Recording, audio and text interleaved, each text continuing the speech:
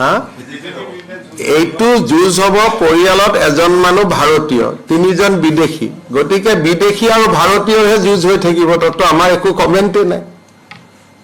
প্ৰথম মই হলো ভাৰতীয়, ঘৰত তিনিজন বিদেশী, প্ৰথমটো সেইটো ডিছকাশ্যন খতম হ'ব লাগিব না, যে ভাৰত ডাঙৰ নে ব্ৰিটেইন ডাঙৰ, তাৰ পিছতহে অসমৰ কথাটো আহিবগৈ। গতিকে ইয়াতে গোটেই কথাটো আগতেতো ভূপেন বৰা থাকিলে কণ্টেষ্ট হ'লহেঁতেন, এতিয়াতো একোৱেই নোহোৱা কৰি পেলালে। ভূপেন বৰা থাকিলে সাধাৰণ ঘৰৰ পৰিয়াল বুলি এটা মানুহৰ চিম্পেথি থাকে আৰু এটা কণ্টেষ্ট হ'লহেঁতেন। আপোনালোকে যদি ভূপেন বৰাৰ ট্ৰেক ৰেকৰ্ডটো চাই, এইবাৰোতো পঞ্চায়ত ইলেকশ্যনত যদি যোৰহাটৰ ৰিজাল্টখিনি বাদ দি দিয়ে, ভূপেন বৰাইতো ভাল ৰিজাল্ট কৰিছে। ভূপেন বৰাক ডুবালে কোনে? যোৰহাটৰ ৰিজাল্টেহে ডুবোৱালে। বাকী তেওঁলোকৰ পৰম্পৰাগত জেগাতো তেওঁলোকে ভালেই ৰিজাল্ট কৰিছিলে।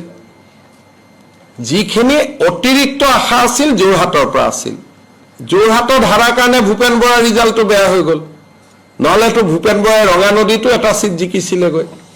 ৰাভা আচলত কংগ্ৰেছে কেতিয়াও চিট নিজিকে, ভূপেন হাজৰিকাই ভূপেন বৰাই খাতাও খুলিছিলে।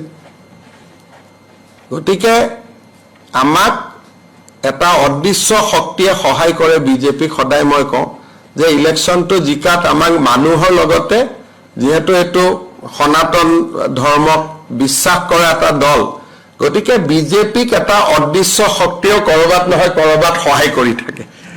আৰু 10 ছেপ্টেম্বৰৰ পিছততো আৰু বহুত প্ৰশ্নৰ উত্তৰ দিব লাগিব। গতিকে আৰু আপোনালোকে দেখিলেই, আকৌ মই আপোনালোকে বেয়া নাপাব, আৰু আপোনালোকে ইমান চেষ্টা কৰিলে যোৱা 3 দিন এটা হাইপ আনিবৰ কাৰণে, লাষ্টত গৈ টুপি পিন্ধিব নে টুপি নিপিন্ধিব সেইটো বিতৰ্কতে এইটো শেষ হৈ গ'ল।